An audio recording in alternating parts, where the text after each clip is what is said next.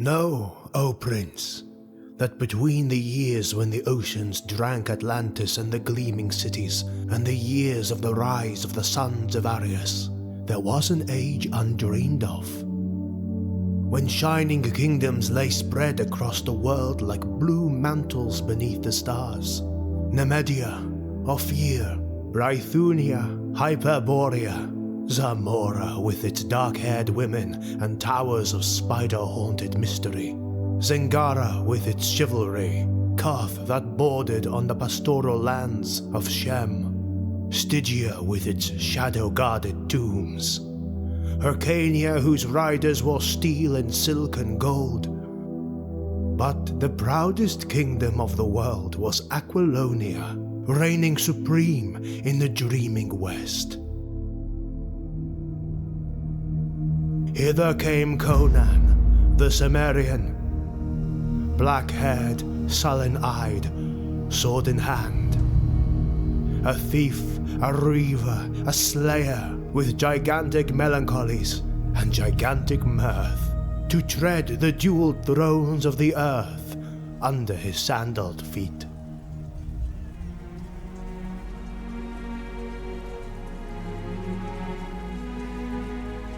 The Chronicles of Conan the Barbarian. The Phoenix on the Sword. Written by Robert E. Howard.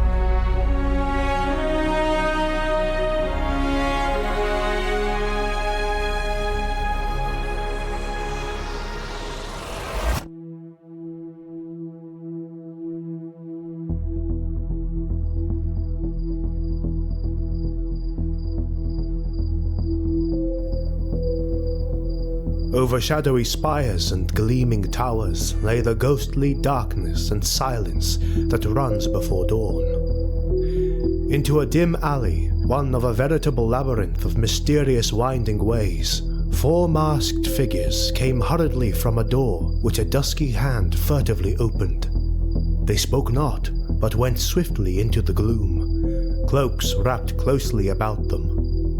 As silently as the ghosts of murdered men, they disappeared in the darkness. Behind them, a sardonic countenance was framed in the partly open door. A pair of evil eyes glittered malevolently in the gloom. Go into the night, creatures of the night.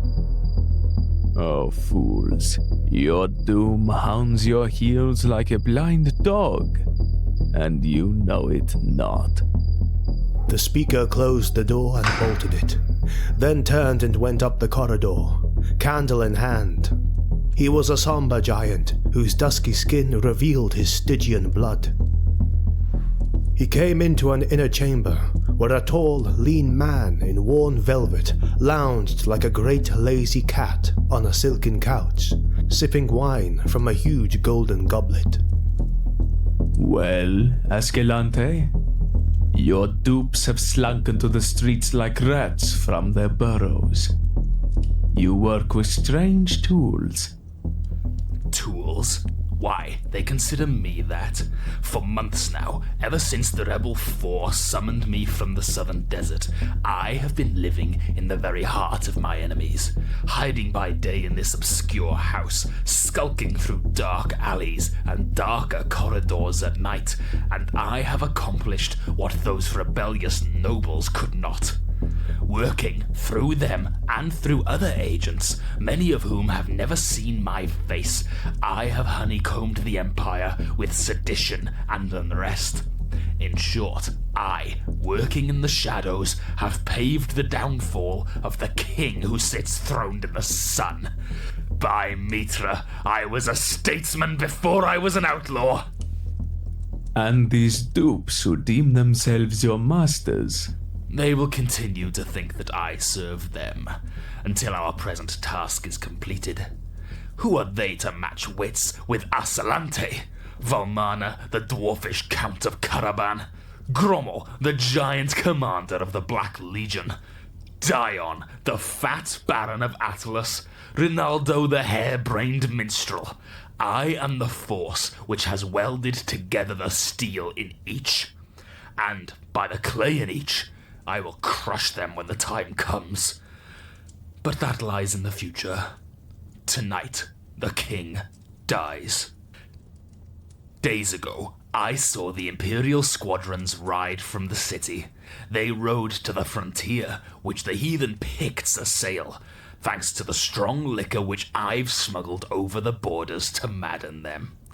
Dion's great wealth made that possible, and Volmana made it possible to dispose of the rest of the Imperial troops which remained in the city. Through his princely kin in Nemedia, it was easy to persuade King Numa to request the presence of Count Prospero of Poitain, Seneschal of Aquilonia. And of course, to do him honor, he'll be accompanied by an imperial escort, as well as his own troops and Prospero, King Conan's right-hand man. That leaves only the king's personal bodyguard in the city, beside the Black Legion. Through Grommel, I've corrupted a spendthrift officer of that guard and bribed him to lead his men away from the king's door at midnight. Then, with 16 desperate rogues of mine, we enter the palace by a secret tunnel. After the deed is done, even if the people do not rise to welcome us, Grommel's Black Legion will be sufficient to hold the city and the crown. And Dion thinks that crown will be given to him? Yes. The fat fool claims it by reason of a trace of royal blood. Conan makes a bad mistake in letting men live who still boast descent from the old dynasty from which he tore the crown of Aquilonia. Volmana wishes to be reinstated in royal favor, as he was under the old regime, so that he may lift his poverty-ridden estates to their former grandeur. Grommel hates Palantides, commander of the Black Dragons, and desires the command of the whole army, with all the stubbornness of the Bosonian. Alone of us all, Rinaldo has no personal ambition. He sees in Conan a red-handed, rough-footed barbarian who came out of the north to plunder a civilized land. He idolizes the king whom Conan killed to get the crown, remembering only that he occasionally patronized the arts, and forgetting the evils of his reign. And he is making the people forget. Already they openly sing the Lament for the King, in which Rinaldo lauds the sainted villain and denounces Conan as that black-hearted savage from the abyss. Conan laughs, but the people snarl. Why does he hate Conan? Poets always hate those in power. To them, perfection is always just behind the last corner, or beyond the next. They escape the present in dreams of the past and future. Rinaldo is a flaming torch of idealism, rising, as he thinks, to overthrow a tyrant and liberate the people. As for me, well, a few months ago, I had lost all ambition but to raid the caravans for the rest of my life. Now, old dreams stir. Conan will die.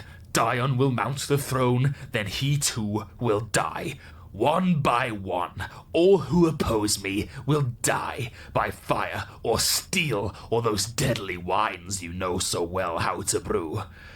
Ascalanete, king of Aquilonia! Do you like the sound of it?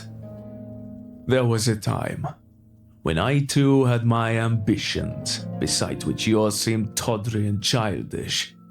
To what a state I have fallen. My old-time peers and rivals would stare indeed could they see Thoth-Amon of the Ring, serving as the slave of an outlander, and an outlaw at that, and aiding in the petty ambitions of barons and kings. You laid your trust in magic and mummery. I trust my wits and my sword. Wits and swords are as straws against the wisdom of the darkness. Had I not lost the ring, our positions might be reversed. Nevertheless, you wear the stripes of my whip on your back, and are likely to continue to wear them. Be not so sure. Someday, somehow, I will find the ring again, and when I do, by the serpent fangs of Set, you shall pay. You grow overbold, dog. Have a care. I am still your master, who knows your dark secret. Go upon the housetops and shout that Ascalanete is in the city, plotting against the king, if you dare. I dare not. No, you do not dare. For if I die by your stealth or treachery, a hermit priest in the southern desert will know of it, and will break the seal of a manuscript I left in his hands. And having read, a word will be whispered in Stygia, and the wind will creep up from the south by midnight, and where will you hide your head, Thoth-Amon? Enough. I have work for you. I do not trust Dion. I bade him ride to his country estate and remain there until the work tonight is done. The fat fool could never conceal his nervousness before the king today. Ride after him, and if you do not overtake him on the road, proceed to his estate and remain with him until we send for him. Don't let him out of your sight. He is mazed with fear and might bolt. Might even rush to Conan in a panic and reveal the whole plot, hoping thus to save his own hide. Go! The slave bowed, hiding the hate in his eyes, and did as he was bidden. Ascalanete turned again to his wine. Over the jeweled spires was rising a dawn, crimson as blood.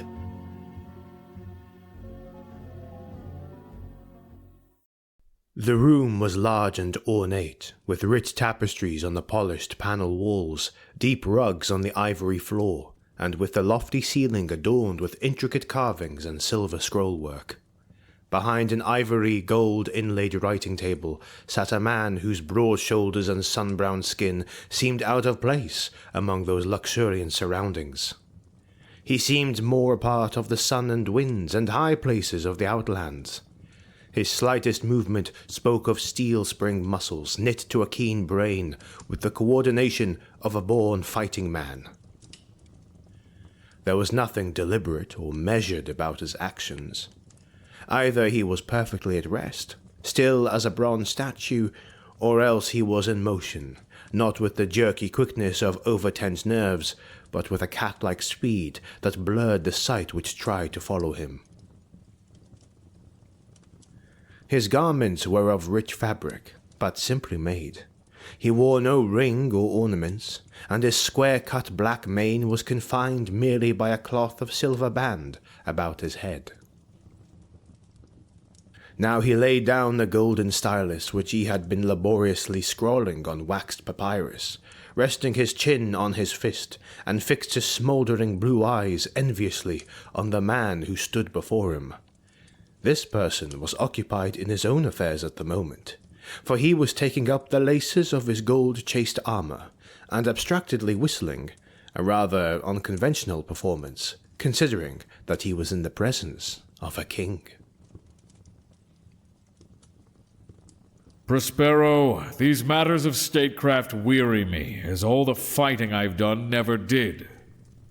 All part of the game, Conan. You are king. You must play the part. I wish I might ride with you to Numidia. It seems ages since I had a horse between my knees, but Publius says that affairs in the city require my presence. Curse him. When I overthrew the old dynasty, it was easy enough, though it seemed bitter and hard at the time. Looking back now over the wild path I followed, all those days of toil, intrigue, slaughter, and tribulation seem like a dream. I did not dream far enough, Prospero. When King Numidides lay dead at my feet, I tore the crown from his gory head and set it on my own. I had reached the ultimate border of my dreams. I had prepared myself to take the crown, not to hold it. In the old free days, all I wanted was a sharp sword and a straight path to my enemies. Now no paths are straight, and my sword is useless. When I overthrew Numidites, then I was the liberator. Now they spit at my shadow. They have put a statue of that swine in the temple of Mitra, and people go and wail before it, hailing it as the holy effigy of a saintly monarch who was done to death by a red-handed barbarian. When I led her armies to victory as a mercenary, Aquilonia overlooked the fact that I was a foreigner, but now she cannot forgive me. Now in Mitra's temple, they come to burn incense to Numidites' memory. Men whom his hangman maimed and blinded. Men whose sons died in his dungeons, whose wives and daughters were dragged into his seraglio. The fickle fools! Rinaldo is largely responsible. He sings songs that make men mad. Hang him in his jester's garb to the highest tower in the city. Let him make rhymes for the vultures. No, Prospero. He's beyond my reach. A great poet is greater than any king. His songs are mightier than my scepter, for he has near ripped the heart from my breast when he chose to sing from me. I shall die and be forgotten, but Rinaldo's songs will live forever.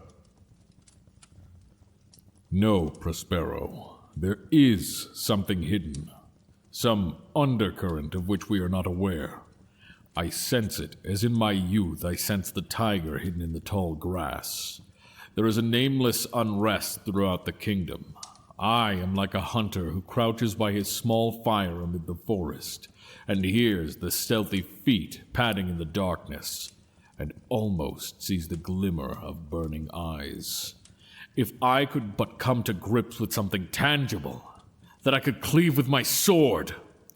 I tell you, it's not by chance that the Picts have so late fiercely assailed the frontiers, so that the Bosonians have called for aid to beat them back. I should have ridden with the troops. Publius feared a plot to trap and slay you beyond the frontier. That's why he urged you to remain in the city. These doubts are born of your barbarian instincts. Let the people snarl. The mercenaries are ours, and the Black Dragons, and every rogue in Poynton swears by you. Your only danger is assassination, and that's impossible with men of the Imperial troops guarding you day and night. What are you working at there? A map. The maps of the court show well the countries of south, east, and west, but the north, they are vague and faulty. I am adding the northern lands myself. Here is Cimmeria, where I was born, and Asgard and Vanaheim. By Mitra, I had almost believed those countries to have been fabulous. you'd have known otherwise had you spent your youth in the northern frontiers of Cimmeria. Asgard lies to the north, and Vanaheim to the northwest of Cimmeria, and there is a continual war along the borders. What manner of men are these northern folk? Tall and fair and blue-eyed. Their god is Ymir, the frost giant, and each tribe has its own king. They are wayward and fierce. They fight all day and drink ale and roar with wild songs all night. Then I think you are like them. You laugh greatly, drink deep, and bellow good songs.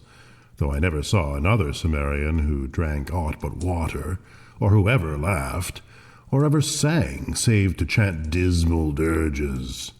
Perhaps it's the land they live in. A gloomier land never was, all of hills, darkly wooded, under skies nearly always gray, with winds moaning drearily down the valleys. Little wonder men grow moody there. They have no hope, here or hereafter. Their gods are Crom and his dark race, who rule over a sunless place of everlasting mist, which is the world of the dead, Mitra. The ways of the Aesir are more to my liking. Well, the dark hills of Cimmeria are far behind you, and now I go. I'll quaff a goblet of white Nemedian wine for you at Numa's court. Good, but kiss Numa's dancing girls for yourself only, lest you involve the states.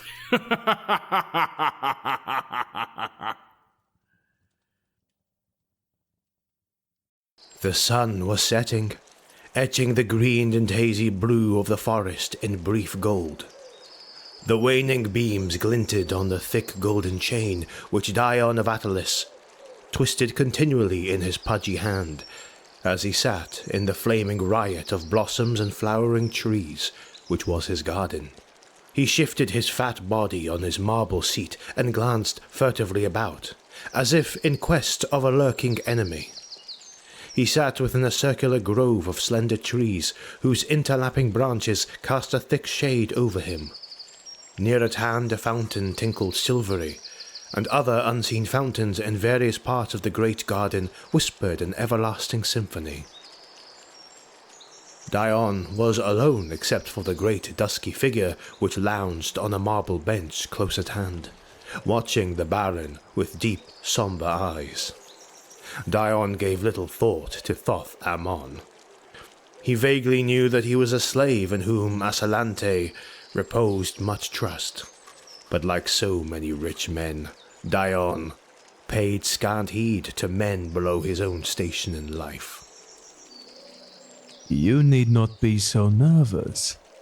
The plot cannot fail. Ascalanete can make mistakes as well as another. Not he! Else I had not been his slave, but his master. What talk is this? Thoth-Amon's eyes narrowed. For all his iron self-control, he was near bursting with long pent-up shame, hate and rage, ready to take any sort of a desperate chance. What he did not reckon on was the fact that Dion saw him, not as a human being with a brain and a wit, but simply a slave, and as such, a creature beneath notice. Listen to me. You will be king. But you little know the mind of Ascalanete. You cannot trust him once Conan is slain. I can help you. If you will protect me when you come to power, I will aid you.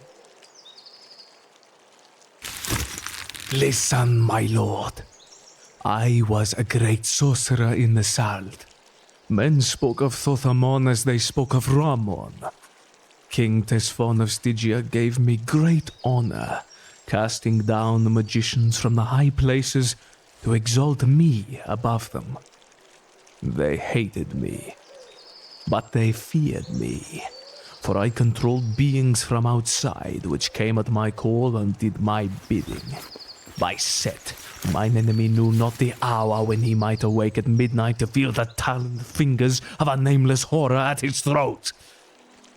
I did dark and terrible magic with the serpent ring of Set, which I found in a nighted tomb, a league beneath the earth, forgotten before the first man crawled out of the slimy sea. But a thief stole the ring and my power was broken. The magicians rose up to slay me and I fled. Disguised as a camel driver, I was traveling in a caravan in the land of Koth, when Ascalanete's reavers fell upon us. All in the caravan were slain except myself. I saved my life by revealing my identity to Ascalanete and swearing to serve him. Bitter has been that bondage.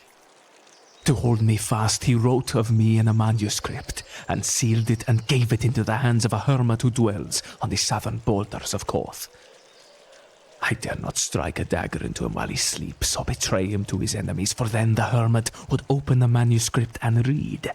Thus Ascalanete instructed him, and he would speak a word in Stygia.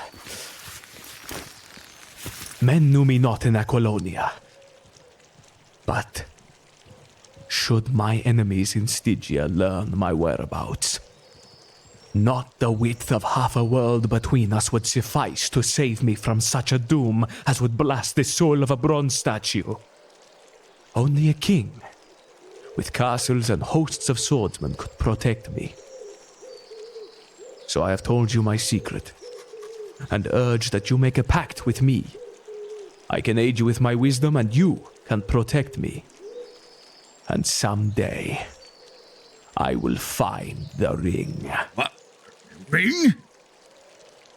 Thoth had underestimated the man's utter egoism. Dion had not even been listening to the slave's words.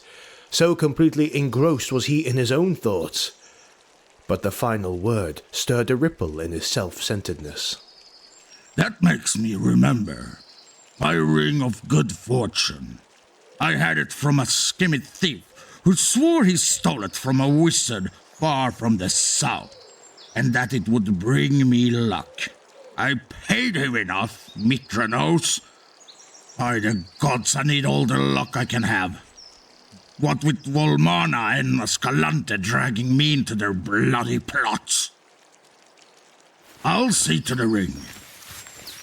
Thoth sprang up, blood mounting darkly to his face, while his eyes flamed with the stunned fury of a man who suddenly realizes the full depths of a fool's swinish stupidity. Dion never heeded him.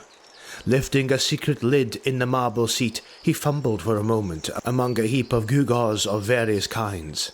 Barbaric charms, bits of bones, pieces of tawdry jewelry, luck pieces and conjures which the man's superstitious nature had prompted him to collect. Ah, here it is. He triumphantly lifted a ring of curious make. It was of a metal like copper, and was made in the form of a scaled serpent, coiled in 3 loops, with its tail in its mouth.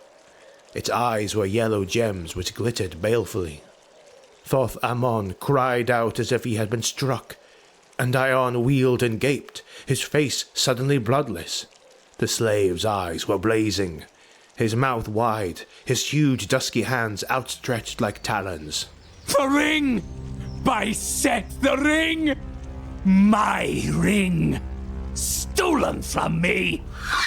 Steel glittered in the Stygian's hand, and with a heave of his great dusky shoulders, he drove the dagger into the Baron's fat body. Dion's high, thin squeal broke in a strangled gurgle, and his whole flabby frame collapsed like melted butter. A fool to the end, he died in mad terror, not knowing why. Flinging aside the crumpled corpse, already forgetful of it, Thoth grasped the ring in both hands, his dark eyes blazing with a fearful avidness. My ring. My power. How long he crouched over the baleful thing, motionless as a statue, drinking the evil aura of it into his dark soul, not even the Stygian knew.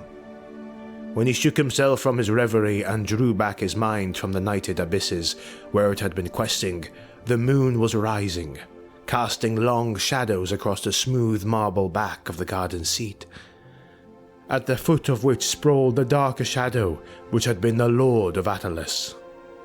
No more, Ascalanete. No more, whispered the Stygian, and his eyes burned red as a vampire's in the gloom. Stooping, he cupped a handful of congealing blood from the sluggish pool in which his victim sprawled, and rubbed it in the copper serpent's eyes until the yellow sparks were covered by a crimson mask. Blind your eyes, mystic serpent. Blind your eyes to the moonlight and open them on darker gulfs. What do you see, O serpent of Set? Whom do you call from the gulfs of the night? Whose shadow falls on waning light? Call him to me, O serpent of Set! Stroking the scales with a peculiar circular motion of his fingers, a motion which always carried the fingers back to their starting place. His voice sank still lower as he whispered dark names and grisly incantations forgotten the world over save in the grim hinterlands of dark Stygia, where monstrous shapes move in the dusk of the tombs. There was a movement in the air about him, such a swirl as is made in water when some creature rises to the surface. A nameless, freezing wind blew on him briefly, as if from an opened door. Thoth felt a presence at his back, but he did not look about. He kept his eyes fixed on the moonlit space of marble, on which a tenuous shadow hovered.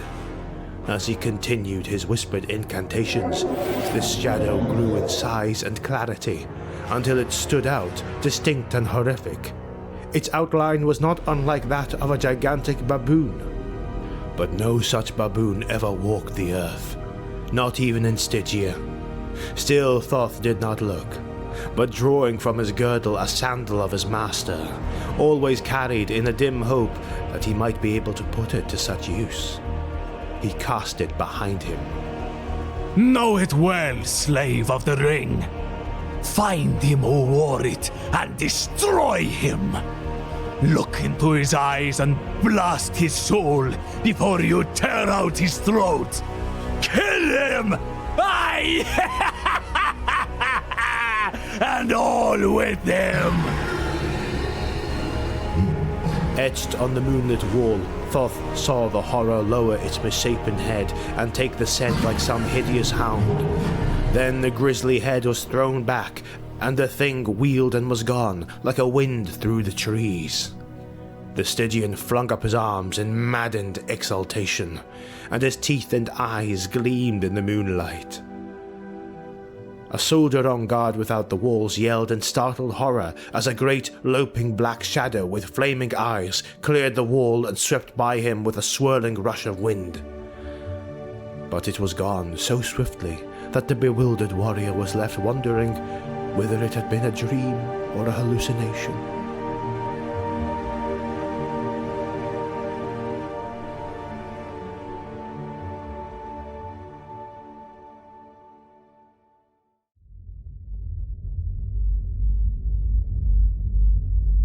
Alone in the great sleeping chamber with its high golden dome, King Conan slumbered and dreamed. Through swirling grey mists he heard a curious call, faint and far, and though he did not understand it, it seemed not within his power to ignore it. Sword in hand he went through the grey mist, as a man might walk through clouds, and the voice grew more distinct as he proceeded until he understood the word it spoke. It was his own name that was being called across the gulfs of space and time. Now the mists grew lighter, and he saw that he was in a great dark corridor that seemed to be cut in solid black stone. It was unlighted, but by some magic he could see plainly. The floor, ceiling, and walls were highly polished and gleamed dull, and they were carved with the figures of ancient heroes and half-forgotten gods. He shuddered to see the vast shadowy outlines of the nameless old ones, and he knew somehow that mortal feet had not traversed the corridor for centuries. He came across a wide stair carved in the solid rock, and the sides of the shaft were adorned with esoteric symbols, so ancient and horrific that King Conan's skin crawled. The steps were carven, each with the abhorrent figure of the old serpent, Set, so that each step he planted his heel on the head of the snake, as it was intended from all times. But he was none the less at ease for all that. But the voice called him on, and at last, in darkness that would have been impenetrable to his material eyes, he came into a strange crypt, and saw a vague white-bearded figure sitting on a tomb. Conan's hair rose up, and he grasped his sword, but the figure spoke in sepulchral tones. "Oh man, do you know me?" Not I, by Crom. "Man, I am Epidetrius." But Epidetrius the sage has been dead for 1,500 years. Hearken, as a pebble cast into a dark lake sends ripples to the further shores, happenings in the unseen world have broken like waves on my slumber. I have marked you well, Conan of Sumeria, and the stamp of mighty happenings and great deeds is upon you. But dooms are loose in the land, against which your sword cannot aid you. You speak in riddles. Let me see my foe and I'll cleave his skull to the teeth. Loose your barbarian fury against your foes of flesh and blood. It is not against men I must shield you. There are dark worlds barely guessed by man, wherein formless monsters stalk, fiends which may be drawn from the outer voids to take material shape and rend and devour at the bidding of evil magicians. There is a serpent in your house, O king, an adder in your kingdom, come up from Stygia, with the dark wisdom of the shadows in his murky soul. As a sleeping man dreams of the serpent which crawls near him, I have felt the foul presence of Set's neophyte. He is drunk with terrible power, and the blows he strikes at his enemy may well bring down the kingdom. I have called you to me to give you a weapon against him and his hellhound pack. But why? Men say you sleep in the black heart of Golamira, whence you send forth your ghost on unseen wings to aid Ascalanete in times of need. But I am an outlander and a barbarian. Peace. Your destiny is one with Aquilonia. Gigantic happenings are forming in the web and the womb of fate, and a blood-mad sorcerer shall not stand in the path of imperial destiny. Ages ago, Set coiled about the world like a python about its prey. All my life, which was as the lives of 3 common men, I fought him. I drove him into the shadows of the mysterious south. But in dark Stygia, men still worship him who to us is the arch-demon. As I fought Set, I fight his worshippers and his votaries and his acolytes. Hold out your sword. Wondering, Conan did so, and on the great blade, close to the heavy silver guard, the ancient traced with a bony finger a strange symbol that glowed like white fire in the shadows. And on the instant, crypt, tomb, and ancient vanished, and Conan, bewildered, sprang from his crouch in the great golden-domed chamber. And as he stood, bewildered at the strangeness of his dream, he realized that he was gripping his sword in his hand, and his hair prickled at the nape of his neck, for on the broad blade was carven a symbol, the outline of a phoenix. And he remembered that on the tomb in the crypt he had seen what he had thought to be a similar figure carven of stone. Now he wondered if it had been but a stone figure, and his skin crawled at the strangeness of it all. Then as he stood, a stealthy sound in the corridor outside brought him to life, and without stopping to investigate, he began to don his armor. Again he was the barbarian, suspicious and alert as a grey wolf at bay.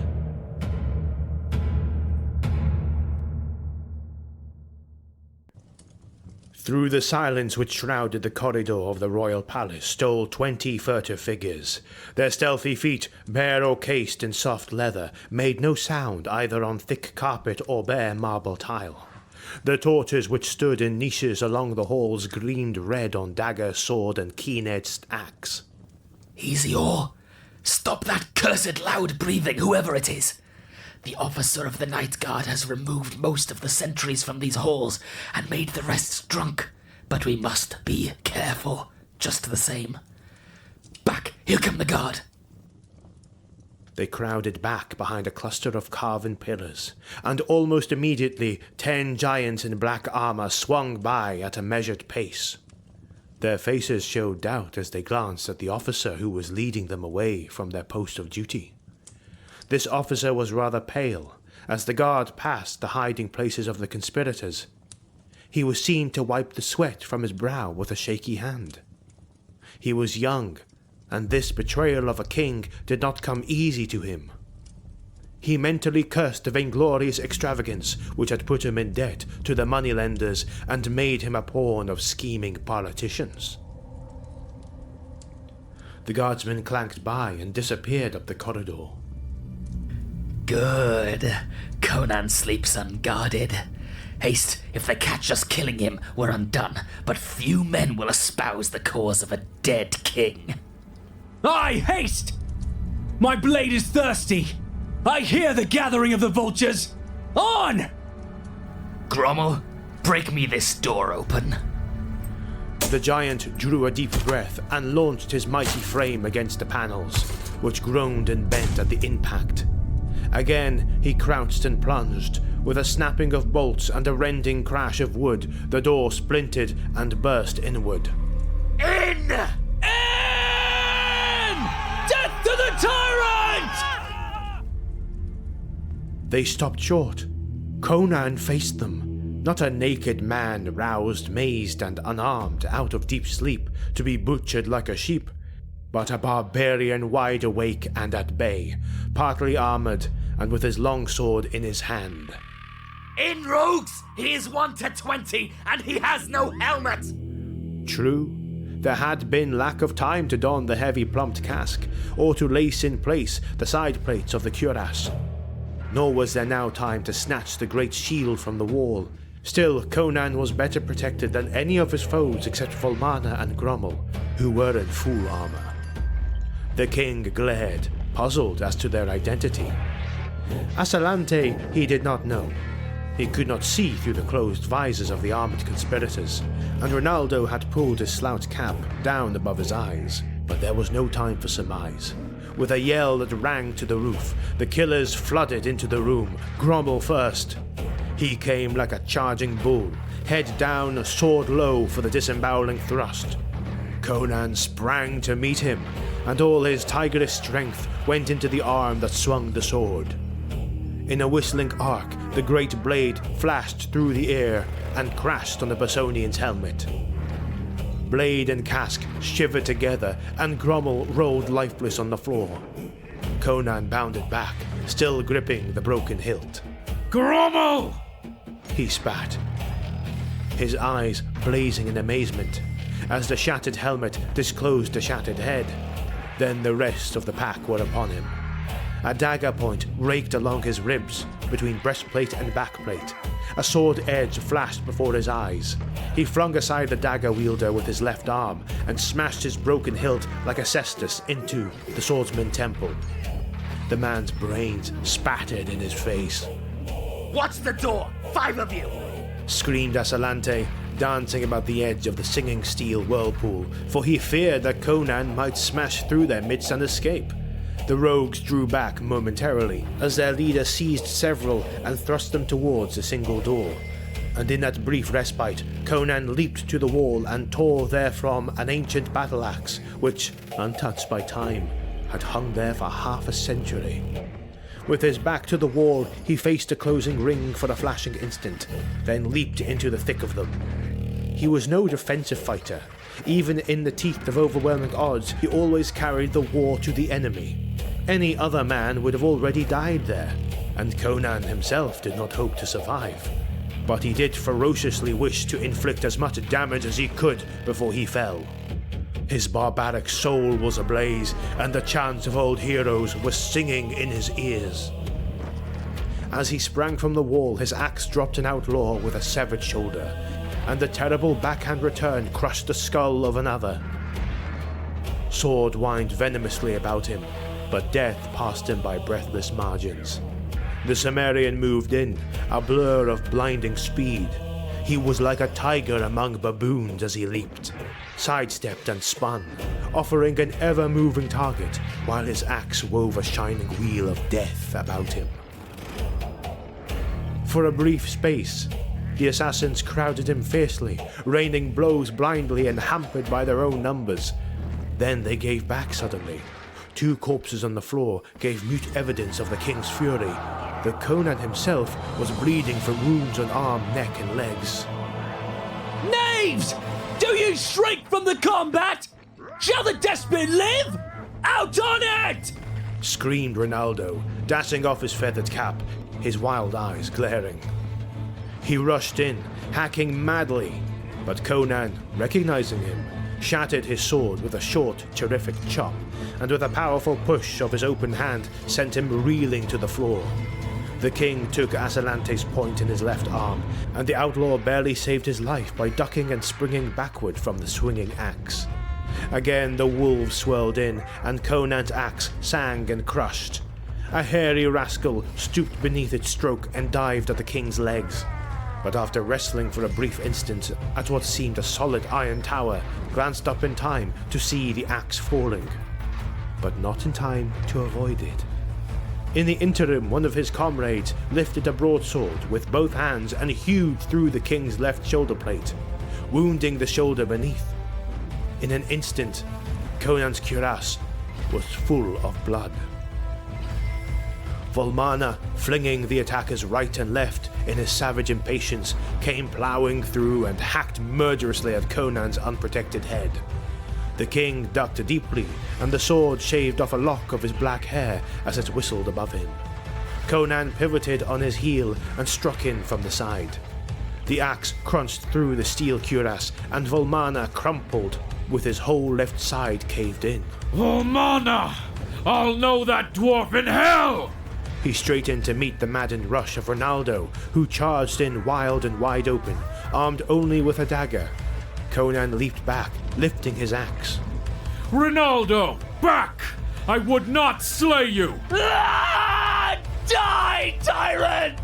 Screamed the mad minstrel, hurling himself headlong on the king. Conan delayed the blow he was loth to deliver until it was too late. Only when he felt the bite of the steel in his unprotected side did he strike, in a frenzy of blind desperation. Ronaldo dropped with his skull shattered, and Conan reeled back against the wall, blood spurting from between the fingers which gripped his wound. In now and slay him! Conan put his back against the wall and lifted his axe. He stood like an image of the unconquerable primordial, legs braced far apart, head thrust forward. One hand clutching the wall for support, the other gripping the axe on high, with the great corded muscles standing out in iron ridges, and his features frozen in a death snarl of fury, his eyes blazing terribly through the mist of blood which veiled them. The men faltered, wild, criminal, and dissolute though they were. Yet they came of a breed men called civilized, with a civilized background. Here was the barbarian, the natural killer. They shrank back. The dying tiger could still deal death. Conan sensed their uncertainty and grinned mirthlessly and ferociously. Who dies first? Ascalante leaped like a wolf, halted almost in midair with incredible quickness, and fell prostrate to avoid the death which was hissing toward him. He frantically whirled his feet out of the way and rolled clear as Conan covered from his missed blow, and struck again.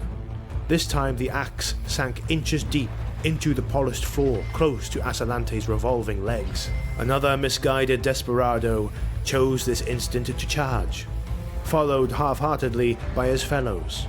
He intended killing Conan before the Sumerian could wrench his axe from the floor, but his judgment was faulty. The red axe lurched up and crashed down, and a crimson caricature of a man catapulted back against the legs of the attackers. At that instant, a fearful scream burst from the rogues at the door, as a black, misshapen shadow fell across the wall. All but Ascalante wheeled at that cry, and then, howling like dogs, they burst blindly through the door in a raving, blaspheming mob, and scattered through the corridors in screaming flight. Ascalanete did not look toward the door. He had eyes only for the wounded king. He supposed that the noise of the fray had at last roused the palace, and that the loyal guards were upon him, though even in that moment it seemed strange that his hardened rogues would scream so terribly in their flight. Conan did not look toward the door because he was watching the outlaw with the burning eyes of a dying wolf. In this extremity, Ascalanete's cynical philosophy did not desert him. All seems to be lost, particularly honor. However, the king is dying on his feet, and... Whatever other cogitation might have passed through his mind is not to be known, for leaving the sentence uncompleted, he ran lightly at Conan, just as a Cimmerian was perforce employing his axe arm to wipe the blood from his blinded eyes. But even as he began his charge, there was a strange rushing in the air, and a heavy weight struck terrifically between his shoulders. He was dashed headlong, and great talons sank agonizingly in his flesh. Writhing desperately beneath his attacker, he twisted his head about and stared into the face of nightmare and lunacy. Upon him crouched a great black thing which he knew was born in no sane or human world. Its slavering black fangs were near his throat, and the glare of its yellow eyes shriveled his limbs as a killing wind shrivels young corn. The hideousness of its face transcended mere bestiality. It might have been the face of an ancient, evil mummy, quickened with demoniac life. In those aberrant features, the outlaw's dilated eyes seemed to see, like a shadow in the madness that enveloped him, a faint and terrible resemblance to the slave Thoth-Amon. Then Ascalanete's cynical and all-sufficient philosophy deserted him, and with a ghastly cry, he gave up the ghost before those slavering fangs touched him. Conan, shaking the blood drops from his eyes, stared frozen. At first he thought it was a great black hound which stood above Ascalanete's distorted body. Then, as his sight cleared, he saw that it was neither a hound nor a baboon. With a cry that was like an echo of Ascalanete's death shriek, he reeled away from the wall and met the leaping horror with a cast of his axe that had behind it all the desperate power of his electrified nerves. The flying weapon glanced singing from the slanting skull it should have crushed, and the king was hurled half away across the chamber by the impact of the giant's body. The slavering jaws closed on the arm Conan flung up to guard his throat, but the monster made no effort to secure a death grip. Over his mangled arm it glared fiendishly into the king's eyes, in which there began to be mirrored a likeness of the horror which stared from the dead eyes of Ascalanete. Conan felt his soul shrivel and begin to be drawn out of his body, to drown in the yellow wells of cosmic horror which glimmered spectrally in the formless chaos that was growing about him and engulfing all life and sanity. Those eyes grew and became gigantic, and in them the Cimmerian glimpsed the reality of all the abysmal and blasphemous horrors that lurk in the outer darkness of formless voids and nighted gulfs. He opened his bloody lips to shriek his hate and loathing, but only a dry rattle burst from his throat. But the horror that paralyzed and destroyed Ascalanete roused in the Cimmerian a frenzied fury akin to madness. With a volcanic wrench of his whole body, he plunged backward, heedless of the agony in his torn arm, dragging the monster bodily with him, and his outflung hand struck something his dazed fighting brain recognized as the hilt of his broken sword. Instinctively, he gripped it and struck with all the power of nerve and thew, as a man stabs with a dagger. The broken blade sank deep, and Conan's arm was released as the abhorrent mouth gaped as in agony. The king was hurled violently aside, and lifting himself on one hand he saw, as one mazed, the terrible convulsions of the monster from which thick blood was gushing through the great wound his broken blade had torn. And as he watched, its struggles ceased, and it lay jerking spasmodically, staring upward, with his grisly dead eyes. Conan blinked and shook the blood from his own eyes. It seemed to him that the thing was melting and disintegrating into a slimy, unstable mass. Then a medley of voices reached his ears, and the room was thronged with the finally roused people of the court. Knights, peers, ladies, men-at-arms, councillors, all babbling and shouting and getting in one another's way. The black dragons were on hand, wild with rage, swearing and ruffling, with their hands on their hilts and foreign oaths in their teeth. Of the young officer of the door guard, nothing was seen, nor was he found then or later, though earnestly sought after. The guard is here, you old fool, cavalierly snapped Pallantides, commander of the Black Dragons, forgetting Publius's rank in the stress of the moment. Best stop your caterwauling and aid us to bind the king's wounds. He's like to bleed to death. Yes, yes, cried Publius, who was a man of plans rather than action. We must bind his wounds. Send for every leech of the court. Oh, my lord, what a black shame on the city. Are you entirely slain? Wine! See first to the dagger wound in my side.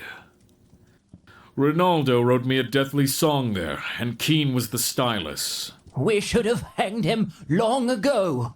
No good can come of poets. Who is this? By Mitra, it is Ascalanete, once Count of Thun. What devil's work brought him up from his desert haunts? But why does he stare so? Had you seen what he and I saw, you'd have not wondered so. Blast your own gaze by looking at Crom. The thing's melted back into the foulness which bore it. The king is delirious. By Babd, Morrigan, Macha, and Nemean, I am sane. It was like a cross between a Stygian mummy and a baboon. It came through the door, and Ascalante's rogues fled before it. It slew Ascalante, who was about to run me through. Then it came upon me, and I slew it. How I know not, for my axe glanced from it as from a rack, but I think the sage Epidetrius had a hand in it. By Ymir, this night I've talked with Epidetrius. He called to me in my dreams, and I walked down a black stone corridor carved with old gods, to a stone stair on the steps of which were outlines of Set, until I came to a crypt, and a tomb with a phoenix carved on it. In Mitra's name, Lord King, be silent! Am I a slave to shut my mouth at your command? Nay, nay, my lord, I made no offense! My lord, this is a matter beyond human understanding. Only the inner circle of the priestcraft know of the black stone corridor carved in the black heart of Mount Golamira by unknown hands, or of the phoenix-guarded tomb where Epidetrius was laid to rest 1,500 years ago, and since that time, no living man has entered it, for his chosen priest, after placing the sage in the crypt, blocked up the outer entrance of the corridor so that no man could find it, and today, not even the high priests know where it is. Only by word of mouth, handed down by the high priest to the chosen few, and jealously guarded, does the inner circle of Mitra's acolytes know of the resting place of Epidetrius in the black heart of Golamira. It is one of the mysteries on which Mitra's cult stands. I cannot say by what magic Epidetrius has brought me to him, but I talked with him, and he made a mark on my sword. Why that mark made it so deadly to demons, or what magic lay behind that mark, I know not. But though the blade broke on Grommel's helmet, yet the fragment was long enough to kill the horror. Let me see your sword. Mitra, guard us against the powers of darkness. The king has indeed talked with Epidetrius this night. There on the sword. It is a secret sign none might make but him. The emblem of the immortal phoenix which broods forever over his tomb. A candle, quick! Look again at the spot where the king said the goblin died. It lay in the shade of a broken screen. They threw the screen aside and bathed the floor in a flood of candlelight. And a shuddering silence fell over the people as they looked. Then some fell on their knees calling on Mitra, and some fled screaming from the chamber. There on the floor, where the monster had died, there lay, like a tangible shadow, a broad dark stain that could not be washed out. The thing had left its outline clearly etched in its blood, and that outline was of no being of a sane and normal world. Grim and horrific, it brooded there, like the shadow cast by one of the apish gods that squat in the shadowy altars of dim temples in the dark land of Stygia.